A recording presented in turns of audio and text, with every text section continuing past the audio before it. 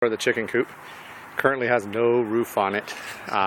We actually had tile roofing on it, but we took the tile off when we added the wheels because it was too heavy to move, so I just haven't taken the time to go buy some asphalt shingles and some paper to put down underneath it. So, but that'll happen real soon here. What I did is I took a 4x8 table, shop table that was in my garage, and I put